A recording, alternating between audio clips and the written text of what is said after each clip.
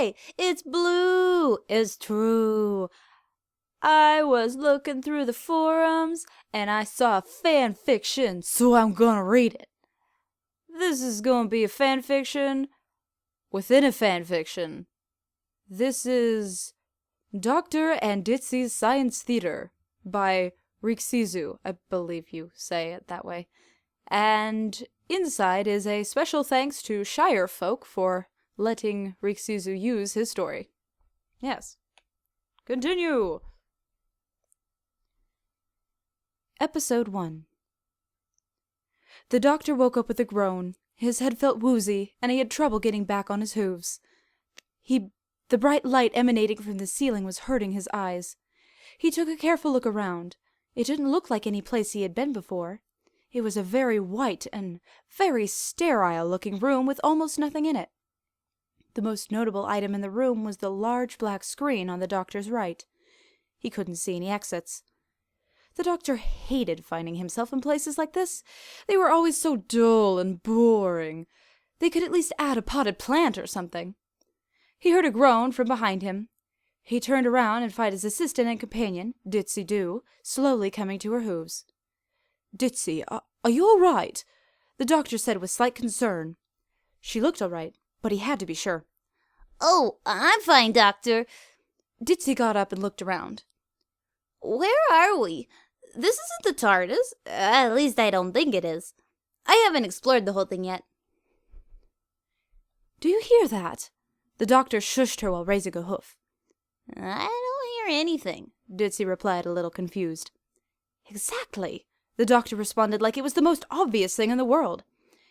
"If we were still in the TARDIS, we could hear its hum." "Oh, of course. So, where are we then?" Ditzy looked at the doctor expectantly. "Not a clue," the doctor chirped happily. Ditzy deflated at this. "Doctor, there aren't any doors. How do we get in here? How do we get out?" Ditzy said, starting to panic. "I imagine we were transmatted in, or perhaps the wall opens somehow when the master commands it," the doctor replied simply. "Isn't that right? I know you can hear me. How about you show yourself already?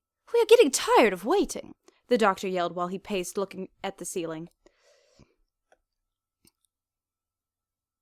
"I'm glad to see you up, Doctor Ditzy," a distorted voice said, coming from the now lit black screen. It was fuzzy, and the distorted fuzz moved at the sound of his voice. "Who are you?" Ditzy glared angrily at the screen. "What do you want with us?" "You can call me Mr. X. And what I want is—" Ditzy interrupted him before he could finish.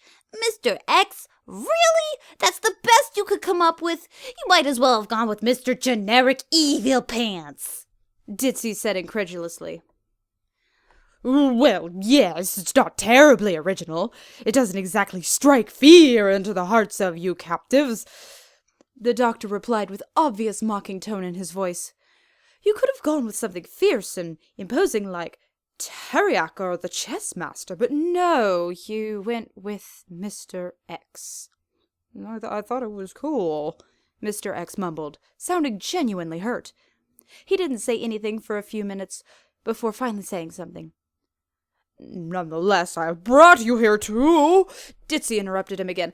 "Let me guess. You are here going to make us travel through a maze full of puzzles and deadly traps while secretly trying to drive a wedge between us and make us hate each other." "No, nothing like that," Mr. X said simply. "Oh, well, that's a relief. Don't want to go through that again." Ditzy wiped her brow while saying this. The doctor nodded knowingly. "As I was trying to say," Mr. X sounded very annoyed at the constant interruptions, "I brought you here for an experiment." The doctor and Ditzy groaned at this very audibly. They had an idea where this was going. "You're going to test gas and deadly contagions on us, aren't you?" the doctor said wearily. "Or make us fight deadly beasts with sharp claws and teeth," Ditzy said just as wearily.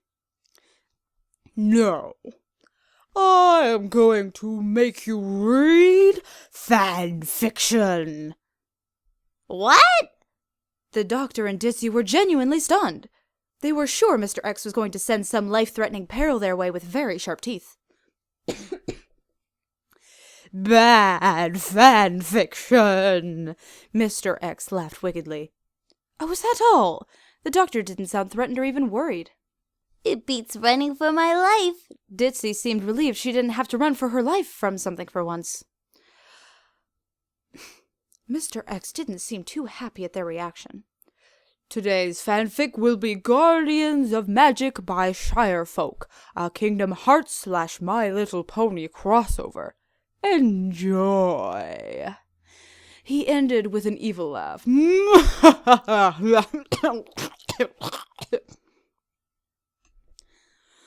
A door opened from one of the walls in a dark corridor. An alarm sounded when the door opening completely. Ready? The doctor said to Ditzy with a smirk. Ready! Ditzy replied with a cheer.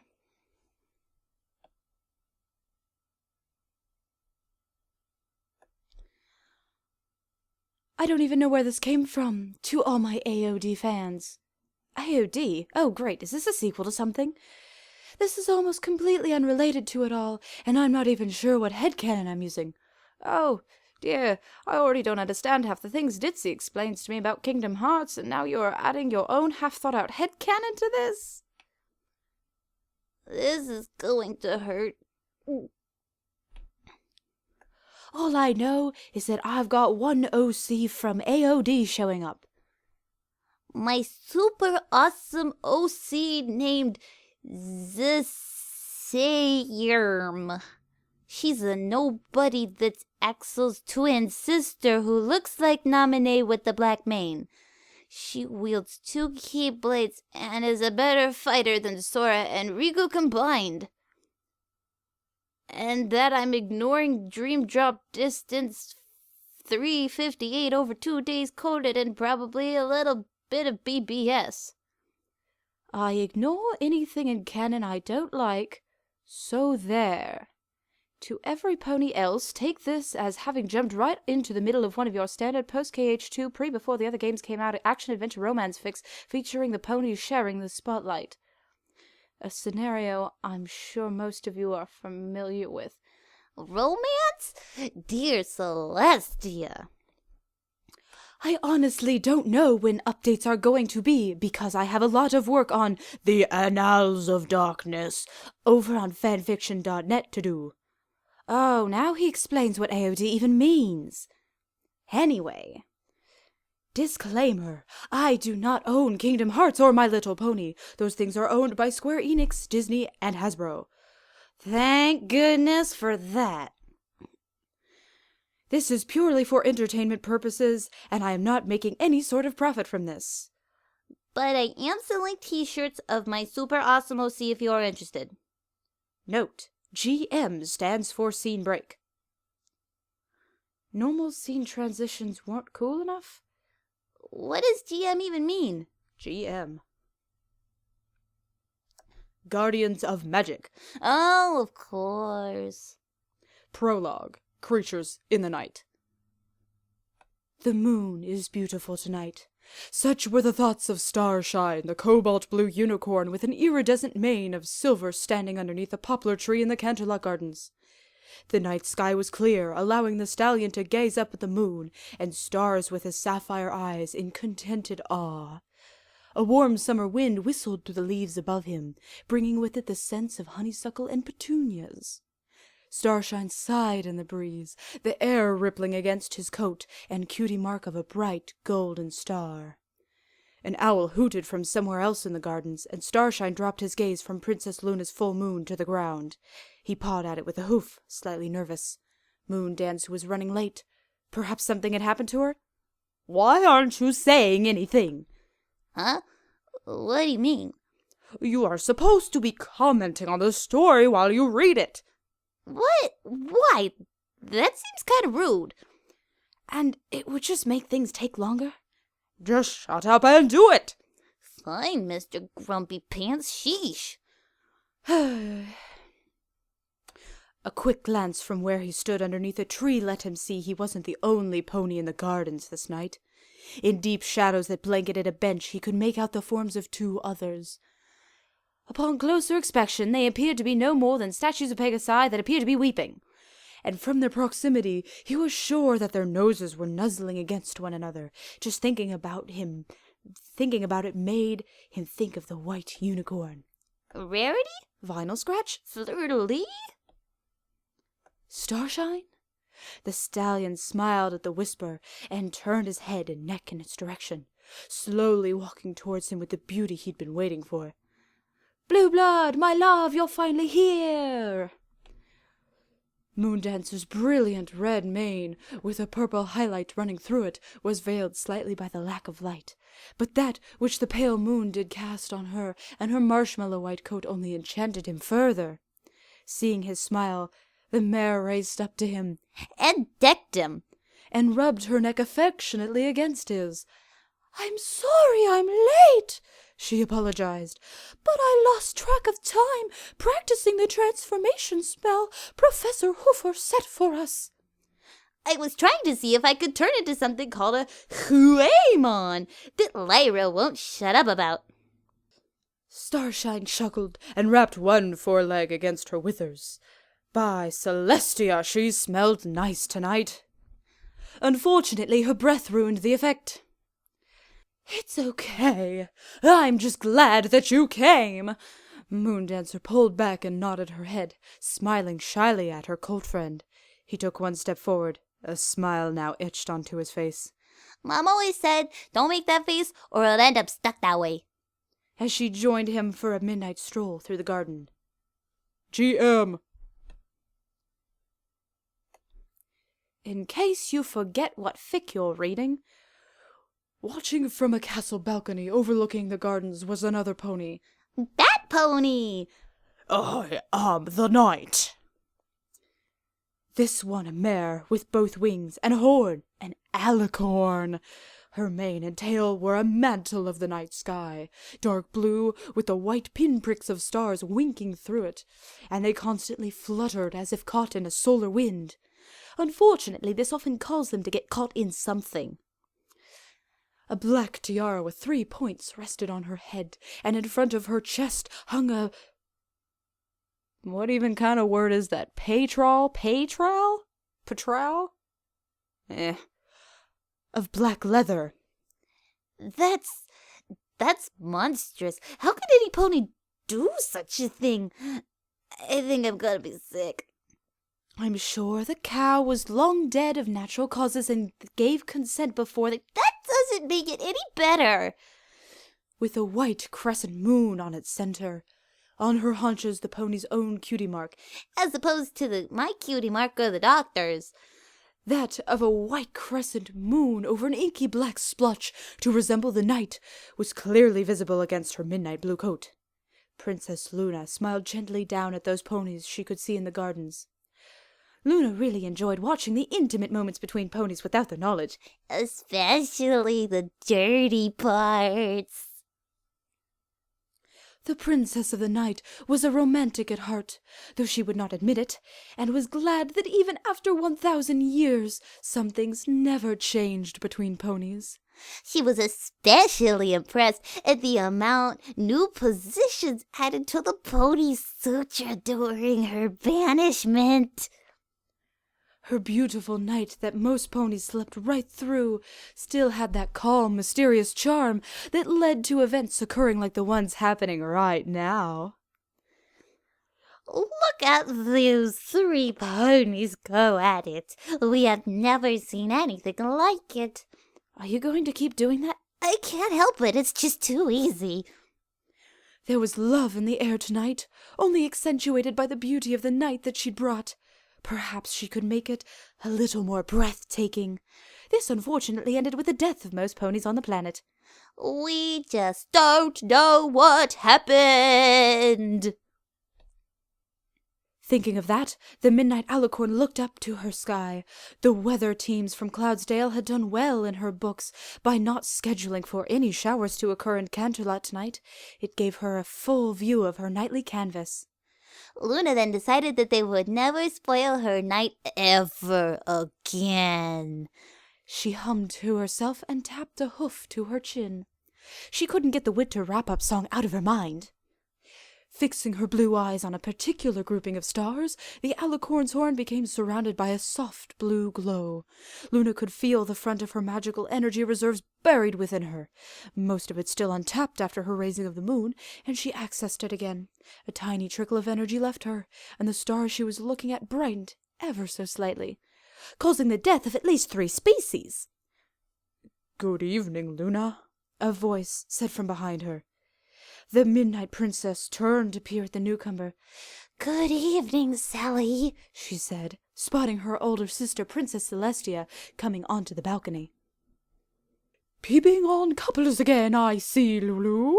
"No, we are just watching ponies enjoy the beauty of our night." "I was just making Virgo a tad brighter." The poor Porglians. Do you think I made Polaris too bright tonight? It's dwarfing a few of the other stars around it." Luna often enjoyed messing with ship navigators. Tia liked to call it trolling, which confused Luna. What do cave trolls have to do with anything? The other princess chuckled, her hoof steps sounding lightly on the marble beneath them. Princess Celestia gazed skyward, the taller white alicorn looking as regal as the night she did during the day. As she did during the day, thought Luna bitterly. "I think Polaris looks lovely, Luna. Another beautiful night you've made." "It's unfortunate that it is too bright for any pony to sleep now." "True," said the younger sibling, "and if I do dim Polaris a bit, then some pony who might be navigating with it might not be able to find it as easily. I just don't know. Doomed lost sailors, beautiful night for romantic couples. We just can't decide." The evening star is bright enough, but the Milky Way. She cut herself off when her older sister began to laugh. "My dear sister, you really do try too hard." The complete rendition of the Michelangelo Sistine Chapel was a bit much. She teased, "You've brought another beautiful and perfect night." "It's just too bad almost no pony is awake to see it." Luna sighed. "If you say so, Sally."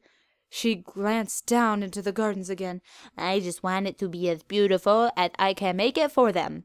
Celestia strode up to where her sister was lying down and peered into the gardens. She smiled warmly and laughed. "You really are overly romantic, Luna," she told the Midnight Alicorn. "No, really, Lulu, this has started to become a problem. You spend most of your time in your room working up with new ways to make your night more beautiful." The Princess of the Night flushed. Celestia, we are not overly romantic. It is thou who makes baseless accusations." She stopped again when her older sister began laughing once more, and Luna's blush increased underneath her midnight blue coat. "That's actually really cute." "I think I'll retire for the night," said the Sun Princess. "You will wake me before it is time to raise the sun, yeah?" Luna cordially nodded her head. "And not wake up with my bedroom upside down this time." "We do not make any promises." Of course I will." Celestia and Luna shared a smile, and the radiant white alicorn began to walk back inside. "Sucker, we think the sun could stay down for a few more hours." "Good night, Luna." "Good night, Celestia," replied Luna. She gave one more look to the gardens, watching the sunshine and moon dancer for a few more moments, only to turn away disgusted moments later. Before returning her gaze back to the heavens, how else should she improve the look? Maybe by making the aurora borealis visible? Yes, that would work, but it shouldn't be too bright, or else it might detract from the rest of the sky. However, she'd never known a pony to complain about seeing an aurora before. But then the Milky Way was rather dim tonight. Even up here in Canterlot she needed to strain her eyes just a little to catch sight of it. Perhaps she should improve on that instead. "I think Celestia's right, Luna. You need a hobby or something." There were so many decisions, an artist's work, was never done. GM. Moondancer was grateful for the shadows from the garden's trees as she and Starshine tickled one another. Come on, what do you take me for? Besides, that was way too easy. lay next to one another, both of them looking up into the night sky. The shadows were hiding the blush on her cheeks, almost certainly visible through her white coat. The unicorn pair had conversed with idle chatter about their respective days. "So how was your day?" Oh, not bad. Lyra came out of the closet today. "Oh, that's... Wait, I thought she already was." So did I. Apparently, Lyra was the only pony that thought that was a secret. Go figure. But before long they had fallen into comfortable silence, and they set about stargazing. She tilted her head sideways towards Starshine and nuzzled her cheek against the stallion's. Starshine nickered from deep inside his belly and accepted her affection wholeheartedly until she gave him the chance to do what he wanted, which was to place his neck over hers in a hug. Moondancer hummed in her throat and closed her indigo eyes, just happy that he was here with her in this moment. "Do you think we'll always be together like this?" she whispered. "Now that you've uttered that cliché, we won't be." Starshine smiled inside their neck hug. "I'm not sure, but I certainly hope so." Moondancer sighed contentedly in response. Me too. I hope we don't get brutally murdered in a few moments. Another minute passed in blissful silence, the only sounds the crickets chirping and the hoot of a distant owl. Starshine removed his neck from Moondancer's and laid it down flat against the grass. Wincing in pain when he accidentally hit a rock. The lawns of the garden were grazed meticulously. It felt so wonderful to lie down on. Scents of the flowers drifted into his nose, and the moon and stars continued to shine and twinkle down upon them. It almost felt like they were in the only 2 ponies in Equestria, even though there were probably no less than 4 or 5 other couples in different secluded hiding spots within the same garden. Ugh, can we just get to the Heartless attack already? Sudden movements in the grass attracted Starshine's attention. The silver-maned unicorn frowned, raising his neck. What is it? Moondancer asked. Starshine shook his head. "Let's see. Young romantic couple? Check. Over-the-top idealized romance? Check. Asking if they can stay this way forever? Check. Flowery descriptions to show how perfect the situation is? Check.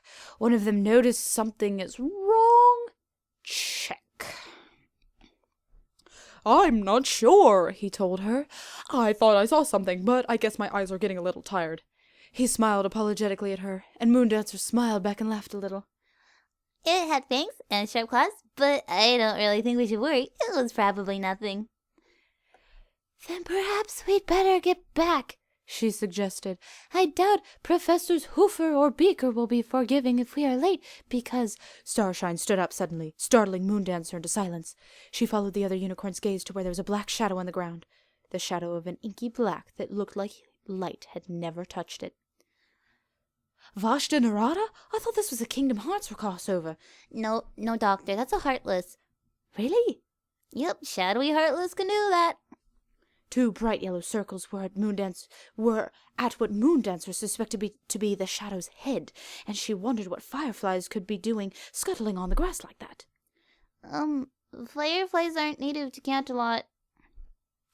Moondancer blinked in surprise. The shadow started moving. She looked around frantically, but couldn't see anything that could be casting that exact shape on the ground.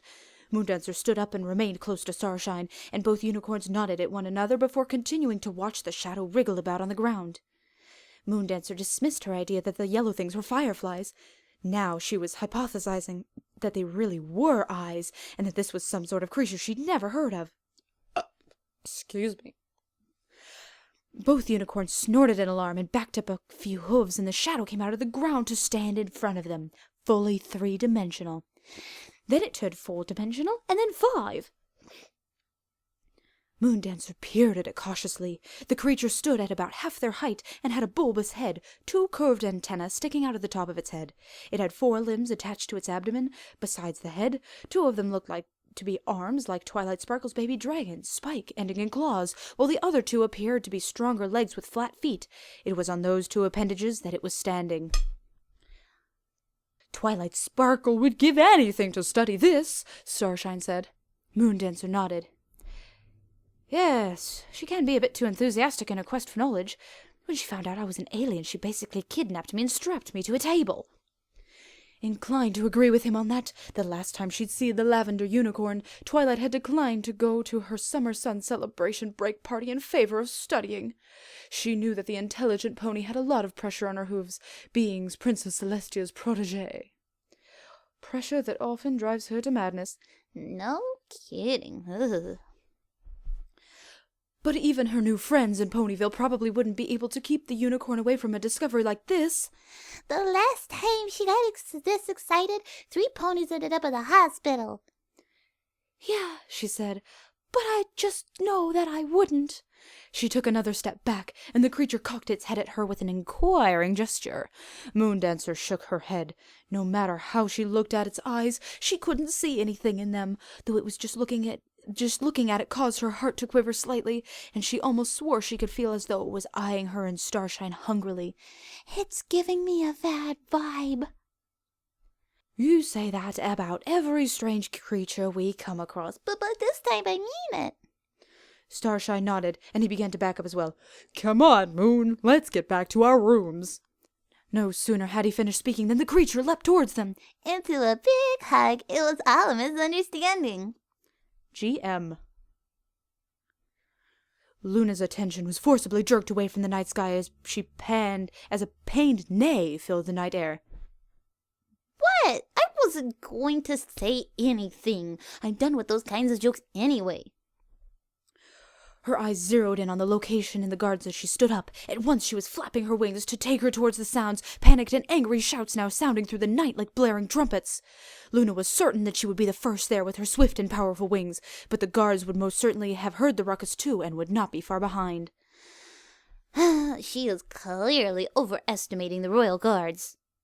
She cleared a line of trees and was forced to stop and hover for a second in surprise. A pair of unicorns was below, and they were being assaulted by no less than 5 buggy black creatures with beady yellow eyes that the princess had never seen the like of before.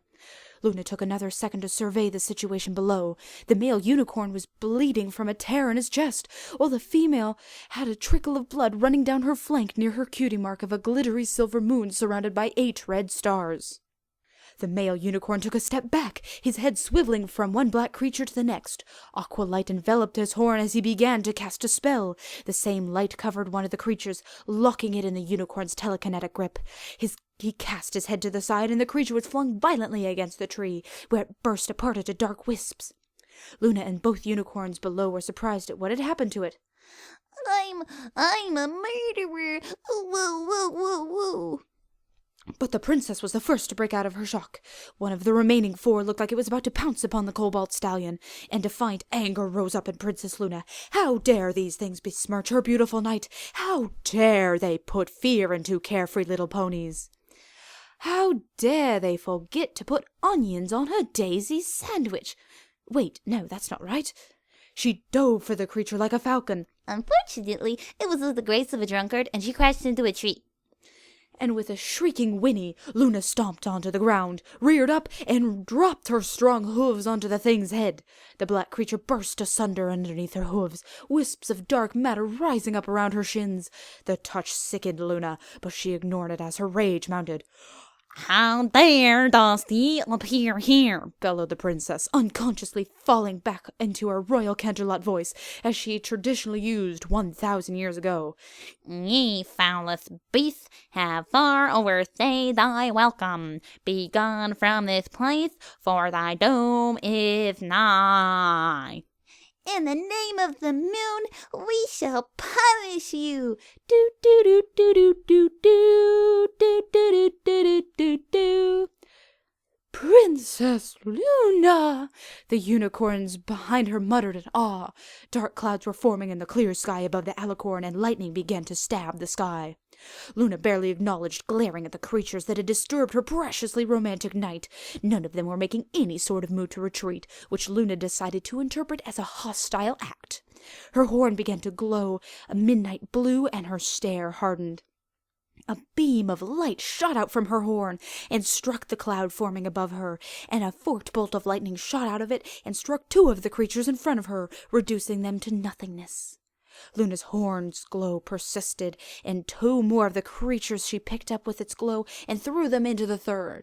Wait, what? 4 of the hunters are dead. There should only be 1 left. I don't think the author can count. The tangle of shadowy limbs and eyes she grasped with her magic and raised it to just above chest height. The midnight mare snorted and kicked back a hoof, lowering her head, and galloped straight towards the mass. She gored them with her glowing horn, and took off with a powerful thrust of her wings. She climbed in a vengeful corkscrew into the air above the garden, and paused only when she was 3 times the height of the tallest tree in the garden to throw her head down and fling the 3 impaled creatures from her horn. She watched with grim pleasure as they plummeted to their demise on the lawns below. Shouldn't they have already dissipated when Luna impaled them with her horn? Shh, Luna is trying to have a cool moment. Princess Luna descended quickly to where the 2 unicorns were, noticing that the Canterlot royal guards were now arriving at the scene. A few of the Pegasi, likely having seen her handiwork, crashing to the ground. Even in her haste, though, she made sure to alight on the grass with dignity befitting her station. Which was ruined when she farted after her landing. Captain Crimson Horn! Your Highness, answered a scarlet unicorn in the golden armor of the royal guard. Thou must commence an entire search of the gardens and city. Thy author might forget how many Heartless should be in the scene again. None of these vile obsidian mongrels are to be left alive. Curfew should be established as well with all haste. No little ponies are to be seen upon our streets until we are certain that our city is free of them. So no foot should be out on the streets at night. Got it. Hast thou understood our wishes? Isn't that a bit of an overreaction? Why does she assume that more Heartless are out there and that they're hostile? This could be an isolated incident. And why does she assume their entire species is evil and should be exterminated on sight? But they are evil. They attack people all the time.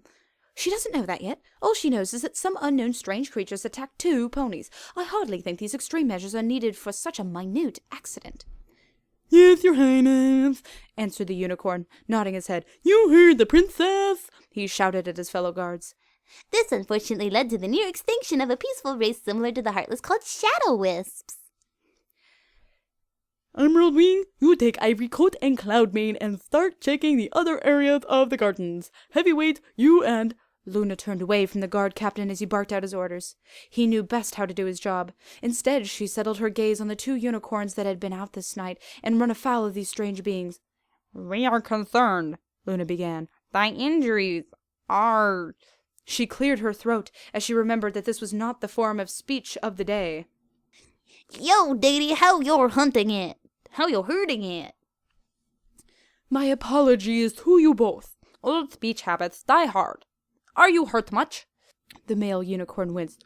A little, he answered her, but not too badly, I don't think, your highness. We shall give the CPR just in case. I really don't think that's an Do as thy princess tell thee. Thank you for coming to help us, said the female, bowing before the princess. Luna raised a hoof, waving off the formalities. Now is not the time for pleasantries. You mother-bucking moron. She insisted. Come with me to the castle infirmary. You are both hurt and shall be treated. They shall be taken to the special treatment room to rehabilitate. The one with the one-sided mirror? Shh. What was that? Nothing, our little ponies. We hope you enjoy the special room thee are about to be given. It will give thee plenty of time alone together. Wonk, wonk. But, your highness, the male started, we have class tomorrow and moon dancer. He stopped with a gasp as the female winced and dropped her head in a little pain. She had sustained another injury that neither he nor the Princess Luna had spotted before, just against the thigh of her left foreleg. Princess Luna frowned slightly, and her horn became shrouded with the blue glow again. Moon Dancer was covered in the same glow and lifted from her hooves onto Luna's back. You shall both be excused from your classes tomorrow, she assured the married stallion. I will be sure to have a long talk with Princess Celestia about this. We shall even bring our royal hoof puppets to perform our daring acts of bravery during the fight. Luna gave the clearing one last look, snorted agitatedly, and cantered back towards the castle, Starshine following her at a slightly slower pace. "Oh, sure, don't give me a ride then, even though I'm injured too, jerk." Excuse me.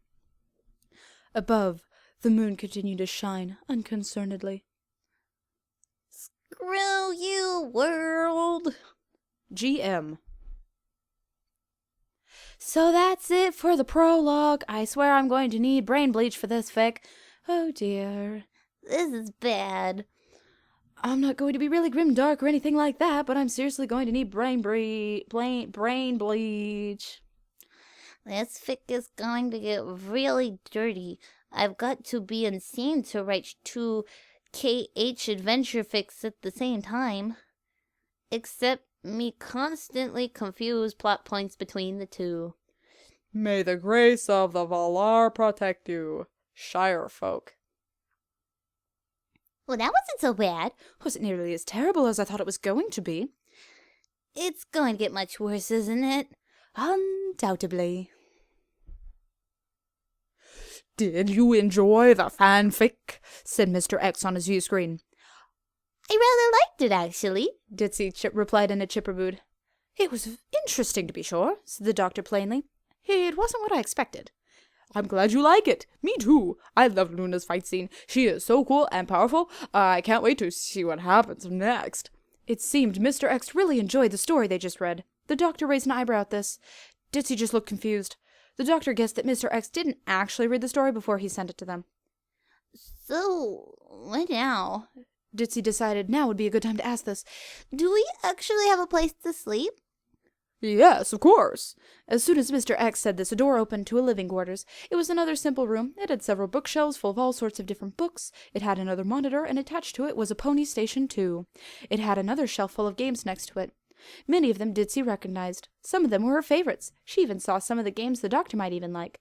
Strangely, there was no couch, only a few fold-out chairs.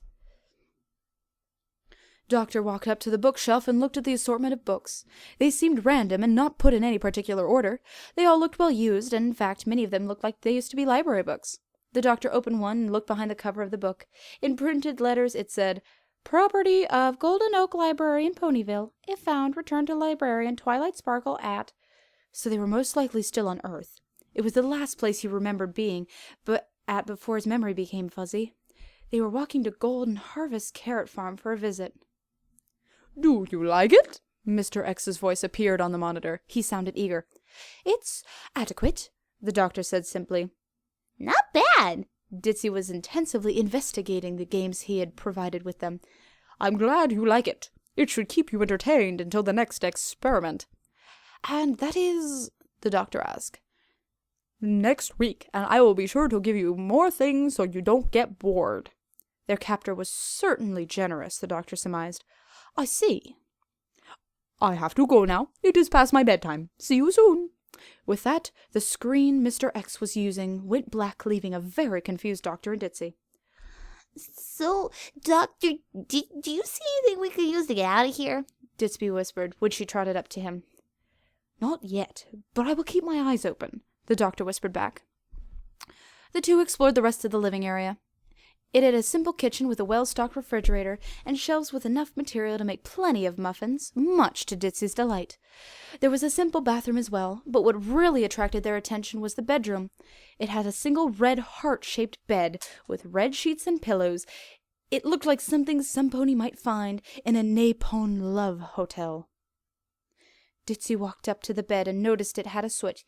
Hey, Doctor, it looks like this bed can spin around in circles. She thought for a moment. Why would any pony want that? The doctor just shrugged in response. "Ditzy, you can have..." "No, Doctor, I'm not letting you sleep on the floor with one of those folding chairs," Ditzy said firmly. "There's no need to be chivalrous. We are both adults here. We can share the bed." It didn't seem like she would compromise on this. The doctor rubbed his neck with his hoof. "Fine, fine." Meanwhile, Mr. X was observing all of this. He chuckled but to himself. Everything was going according to plan. "Ye foulest beasts have far overstayed thy welcome. Begone from this place, for thy doom is nigh." And, well, that was interesting. Yeah.